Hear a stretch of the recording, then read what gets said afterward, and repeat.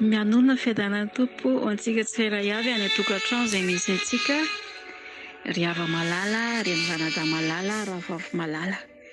Misaotra azy lehibe tsika fa mbola miheno izao tombotandro izao mbola velonaina, mbola afaka miaino izay tiany ampitaina amintsika satria mbola velona itsika dia mbola afaka miaino.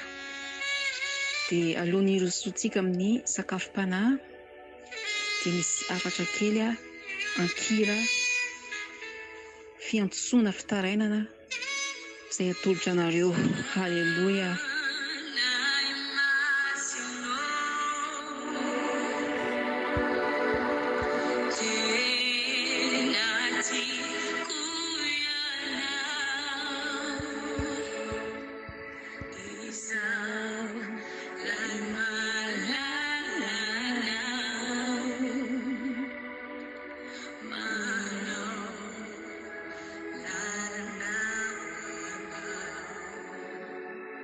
Amen. Fanahy masino tena tiako ianao, izaho lay mahalala anao, manao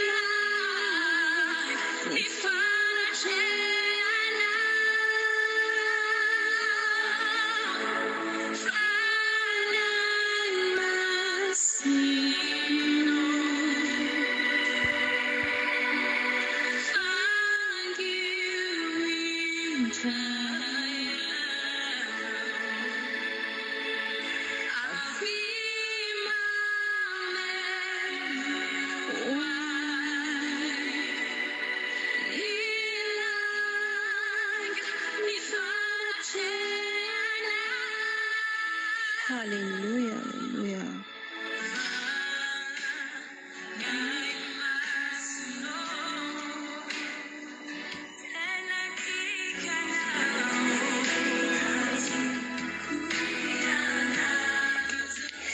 Eny ary ravavy malala, araka an'izay hira henontsika izay dia mahery dia mahery ny fanahin'ny tompo rehefa hiasa ao anatintsika, dia tsy voatazona, tsy voasakana mihitsy ny fiasany satria mahery ny mahery rehetra. Ny kristiana rehetra moa izay tsy miafina amintsika, izay nandray an'i Jesosy Kristy ho tompo sy mpamonjy eo amin'ny fiainany, dia manana io fanahy masina io. Nefa kosa saingy tsy izy rehetra no mandeha araka io fanahy masina io, ary tsy ny kristiana rehetra ihany koa no mahatakatra ny asarobidin'io fanahy masina io. Halleluja. Marina ihany araka ny tadiditsika, raha tadiditsika ny ten'Andriamanitra, ny teny Jesosy Kristy tamin'ny mpianany hoe mahatsara ahy izy ny fialako, izay hitantsika any amin'ny Jaona 4:17. Fantany tsara mihitsy ny mahasarobidy io fanahy masina io, matoa izy ny teny an'io, matoa izy ny teny an'izany tamin'ny mpianany. Izany indrindra no izarana amintsika androany ny mahasarobidy ny fanahy masina, ka tsy tokony ataontsika ambanin'ny zavatra eo amin'ny fiainantsika ny fifandraisana aminy. Halleluja. Ny fanahy masina no miteraka ny fanahintsika. Jerevantsika any amin'ny Jaona 7:1 sy Romanina 5:2, dia Romanina 5:9. Manana fotoana ianao dia afaka mamaky an'ireo somatsara any atokantrano misy anao any.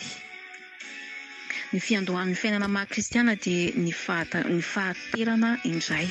Izany hoe tsisy olona zany araka ny ten'Andriamanitra hoe tsy maintsy ateraka indray ianareo. Tsy midika izany io ateraka ao zazakely iverina zazakely fa ny fiainam-panahy no tiany resahana io ateraka indray, tsy maintsy ateraka indray, satria amin'ny fotoana izay andraisanao an Jesosy Kristy voalohany ho tompo sy mpamonjy eo amin'ny fiainanao dia miditra ao aminao ny fanahy masina. Manavao sy miteraka ny fanahinao io fanahy io. Aleloia. Ny fanahy masina no mampahafantatra antsika ny marina rehetra. Tsika tsy hafantatra izany fahamarinana izany raha tsy ny fanahy masina no mampahafantatra antsika n'izany rehetrarehetra izany ry hava malala. Jereva ange any amin'ny Jaona toko 7:20, andiny 7:20, ny fanahin'ny fahamarinana dia any amin'ny Jaona toko 9:20 ihany koa, andiny 7:30. Fa ny fanahy fahamarinana no hitaridalana anareo ho amin'ny marina rehetra. Iza moa zany le fanahy fahamarinana tianitenenina io? Ny fanahy fahamarinana tianitenenina eto ry tompoko vavy sy tompoko lahy dia ny tenin'Andriamanitra aloha, izay ny voalohany indrindra, ny Baiboly. Amen. Raha tena te hahalala ny hevitry ny soratra masina ianao, raha tena te hahalala ny hevitry ny soratra masina isika rehetra dia tsy maintsy miankina amin'ny fanahy masina.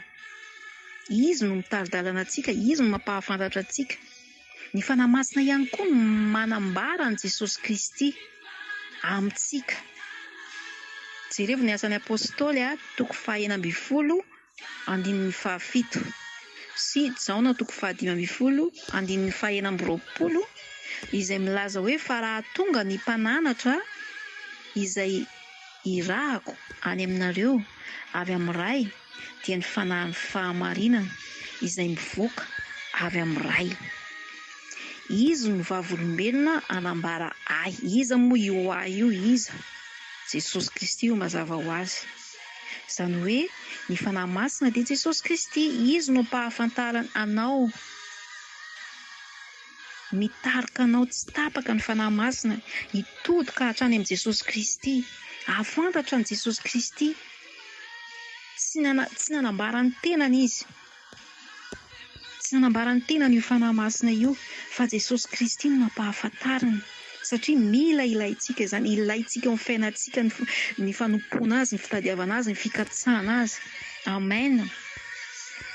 Satria izany no nahalalana an'i Jesosy Kristy amin'ny fahafenoana rehetra, ary izany no mahatonga azy mampirisika antsika hikatsaka ity an'i Jesosy Kristy lavitra bebe kokoa. Tsy fahefana io fanahy masina io, tsy fahefana io ry hava malala, fa olona izay mitoetra ao anatintsika. Amen. Tokony ho fantatsika fa ny fanahy masina izay nomena antsika rehefa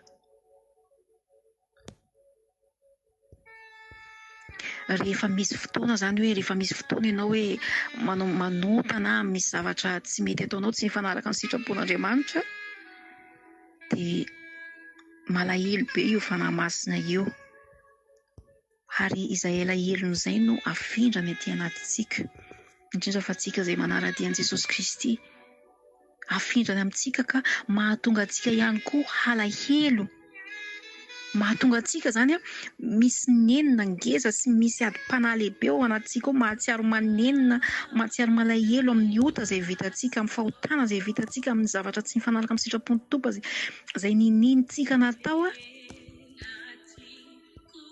dia io fanahy io no mahatonga izany, ilay alahelo ny fanahy masina izay makaty amintsika, mahatonga antsika hitomany, mahatonga antsika hibebaka, dia asan'ny fanahy masina daholo izany.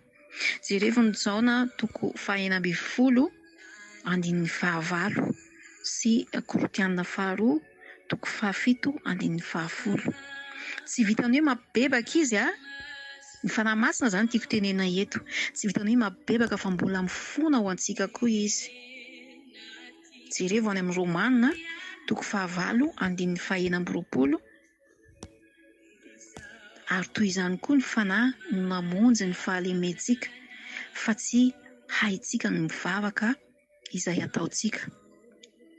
fa ny fanahy no mifona amin'ny fitarainana tsy azo tononona. Izany hoe raha misy zavatra zany eo foana ny fahadisoana, eo foana ny ota, eo foana ny adalàna izay fantatsika hoe tsy mifanaraka amin'ny sitrapon'ny tompony nefa ninitsika izay natao dia tonga ny fanahy masina mamaky antsika dia iny no tadiditsika voalohany ao anatin'ny saintsika. Dia iny no ibebahantsika amin'Andriamanitra, mifona Andriamanitra fa ohatran'izao nataoko izay tsy miafina aminao, mifona Jehovah, mifona mamelà ny heliko, mibebaka dia mitomany. Nefa kosa misy fahotana izay heverintsika hoe tsy ota ilay izy nefa eo anatrehan'Andriamanitra dia ota tokoa ilay izy. Zavatra kely dia iny fahotana kely izay tsy tadidinao iny izay heverinao fa tsy fahotana iny no ampatsahivon'ny fanahy masina, hoentin'ny fanahy masina eo anatrehan'Andriamanitra. Ifonana, ilay fifonana izay ataontsika dia mila entin'ilay fanahy masina foana eo anatrehan'Andriamanitra. Izy manina moa zany ny filezana azy, manapitosika zany, manapitosika ny fehezan-tenitsika zany, ny fehezan-teny izay ataontsika amin'ny fibebahana, ny menimenina, ny fitarainana sy ny figogogoana. Izy manapitosika ny fehezan-teninao mba hankasitrahan'Andriamanitra. Tsy midika izany hoe tsy mila mibebaka ianao, tsy mila mibebaka isika amin'ny fahotana izay vitantsika, mila mibebaka isika ary mila mifona foana. Izay mahatonga antsika rehefa tonga ny fibebahana, tonga ny vavaka tao dia misy amiko moa zany, amiko manokana dia rehefa mivavaka dia raha misy zavatra tsy tadidiko dia hoe mifonako aminao izay rehetra tsy tadidiko, izay tsy na fihetsika na fitenina na fisainana Jehovah ao izay tsy mifanaraka amin'ny sitraponao. Ohatran'ny hoe bangoina ilay vavaka satria tsy hainao mihitsy no manao ny zavatra iny fa ny fanahy masina no mampatsiahy ianao. Amen. Dia raina Jesosy amin'izany, dia raina amin'izany fitiavana izany tsy tapaka amintsika izany. Izy ihany koa no manome antsika ny antoka amin'ny mahazanak'Andriamanitra antsika. Jereo any amin'ny Romanina 9:14 izay tarihin'ny fanahin'Andriamanitra izy no atao hoe zanak'Andriamanitra. Io teny io dia tsy miavona amintsika. Jereo koa any amin'ny Romanina 9:14 dia ny fanahy dia miara-milaza amin'ny fanahitsika fa zanak'Andriamanitra isika. Izany hoe ny fanahy izay mitoetra ao anatinao ao anatsika ao no manome antoka ahafahanao, ahafahako milaza fa voavonjy aho, voavonjy ianao, voavonjy isika. Satria manaiky ho tarihin'io fanahy masina io. Ka izay tarihin'ny fanahy izy ny ten'Andriamanitra no atao hoe zanak'Andriamanitra. Amen. Raha manaiky ho tarihiny ianao fa tsy tarihiny nofo dia izay no atao hoe zanak'Andriamanitra. Fa tsy hoe ianao milaza ny tenanao hoe zanak'Andriamanitra ianao, mpanompon'Andriamanitra ianao, kristianina mafana fo ianao, mpanaradian'i Jesosy Kristy, nefa tsy manaiky ho tarihiny io fanahy ao aminao io fa tarihiny nofo. Ny tarihiny nofo tiako tenenina eto izany dia hoe tarihin'izao tontolo izao, ny fiainan'izao tontolo izao, ny fisainan'izao tontolo izao, ny fandehan'izao tontolo izao, izay rehetra tsy mifanaraka amin'ny sitrapon'Andriamanitra dia tsy ho zanak'Andriamanitra velively ianao. Raha manaiky ho tarihiny ianao fa tsy tarihiny nofo dia afaka miteny hoe voavonjy mandova ny lanitra. Ny fanahy masina ihany koa no manome fanomezam-pahasoavana samihafa araka izay tiany omena. Io moa zany matetika antsika rehefa mifampiresaka antsika samy zanak'Andriamanitra dia milaza hoe zarazaraina samihafa ny fanomezam-pahasoavana. Dia misy moa zany omen'Andriamanitra talenta mihitsy, omeny fahasoavana mihitsy araka ny sitrapony. Matetika antsika mahita olona mitory teny samy mpanompon'Andriamanitra be da be foana, fa misy mpanompon'Andriamanitra tena miavaka mihitsy rehefa mitory teny izy rehefa mizara ny ten'Andriamanitra izy dia hitanao hoe tena mikasika ny fiainam-panahin'ilay olona ilay tory teny, tena ohatran'ny hoe mitsindrona, tena ohatran'ny hoe tonga dia direkta, tsy haiko moa zany ny filazana azy, mabebaka olona be da be. Dia ao anatin'ilay toriteny iny izy mitory teny, misy olona mikikika mahatsiaro mibebaka, mifanahy miasa ao amin'ilay olona, misy olona mitomany, mitady vonjy, mibebaka, mitalao amin'ny Jehovah ao anatin'ilay toriteny, fa mbola tsy anatin'ny délivrance. Dikan'izay fanomezam-pahasoavana daholo zany fa tsy avy amin'ny tenany fa avy amin'Andriamanitra. Dia ny fanahy masina no miasa. Misy ihany koa ny fanomezam-pahasoavana ny olona izay ataon'Andriamanitra fitaovana any am-piangonana, mahay mitendry ny zava-mozika rehetrarehetra, mihira ho an'Andriamanitra, izay mikasika ny fiainam-panahin'ny olona izay kasihany. ao anatin'izay dia mifanahy masina daholo miasa ao anatin'izay ny rehetrarehetra zany. Amen. Ny fanomezam-pahasoavana no manome antoka ny hery anaovantsika ny asan'Andriamanitra.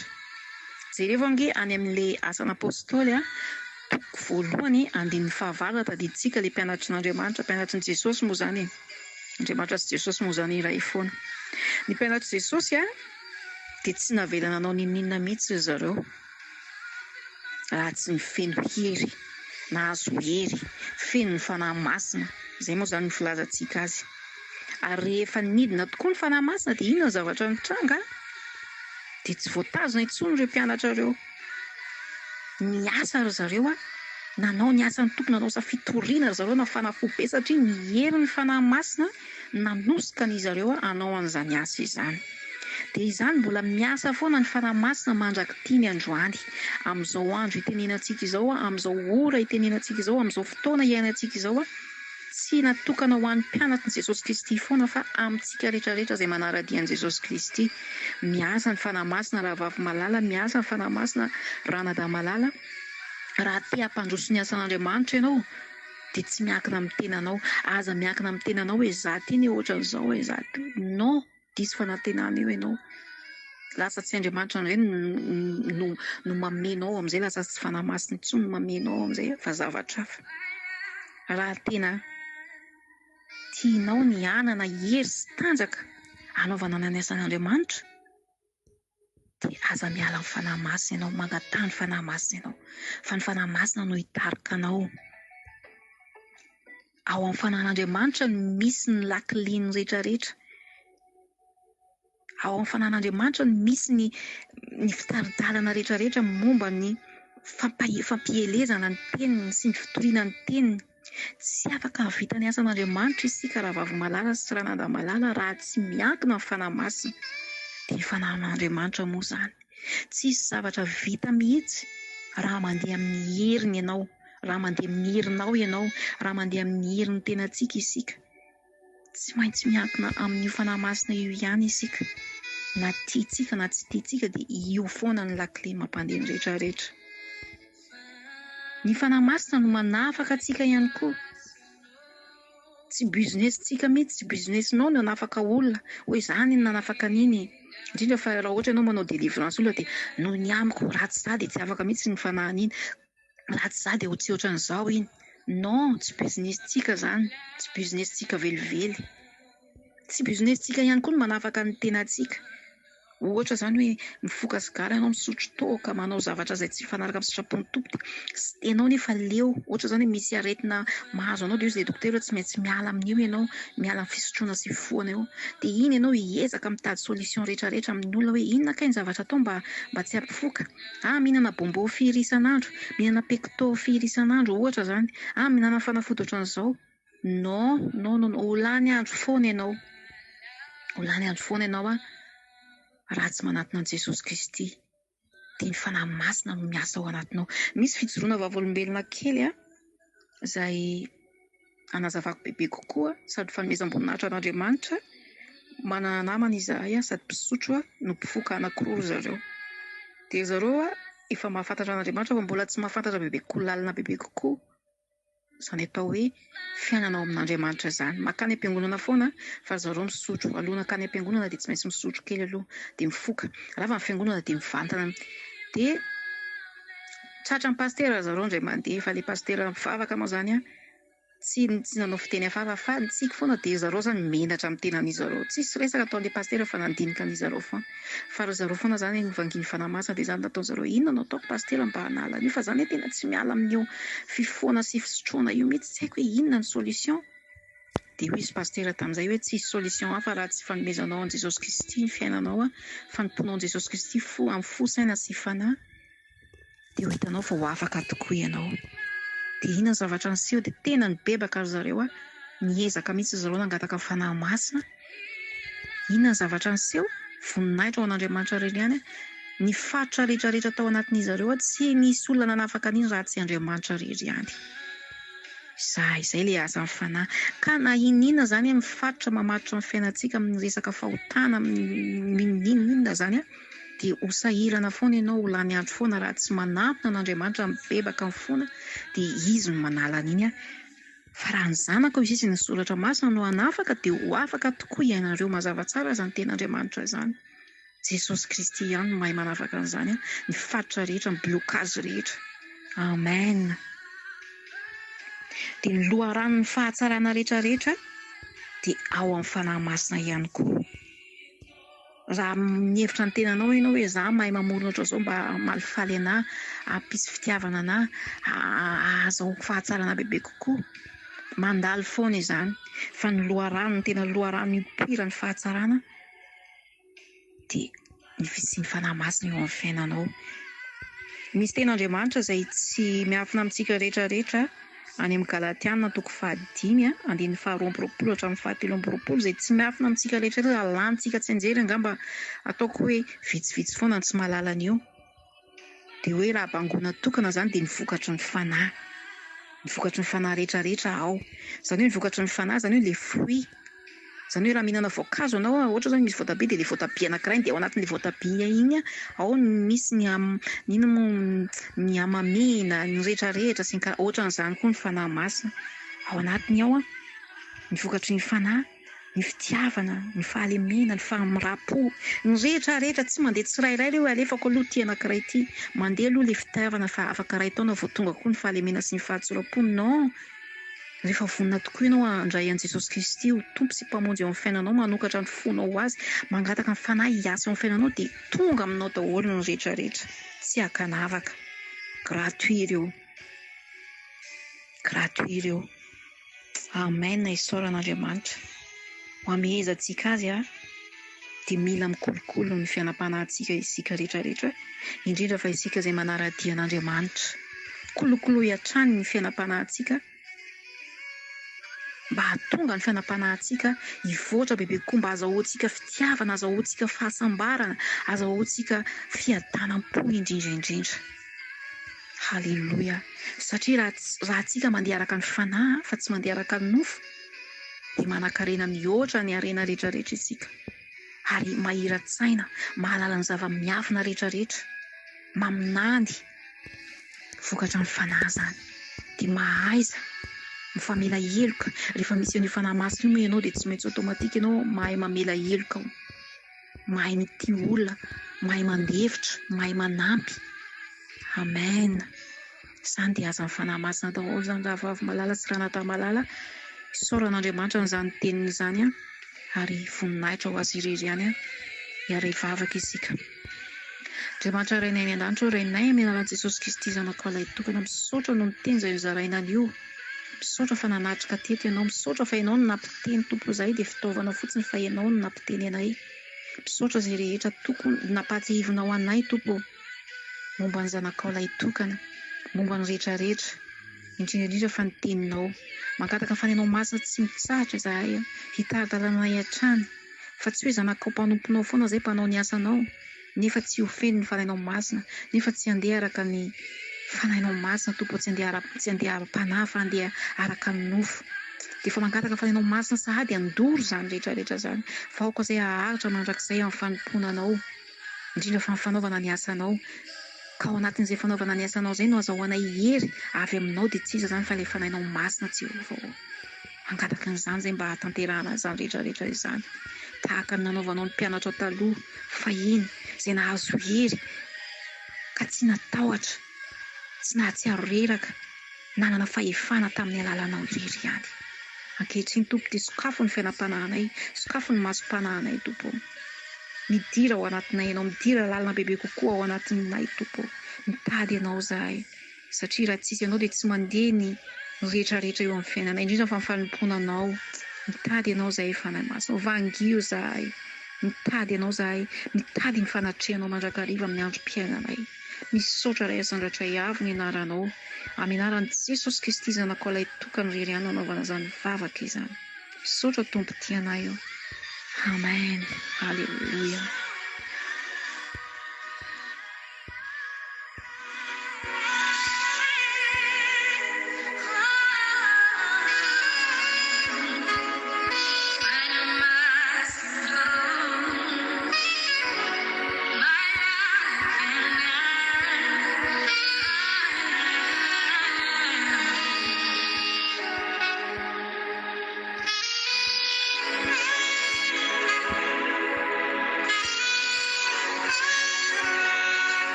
Haleloia, mirary soa hatrany.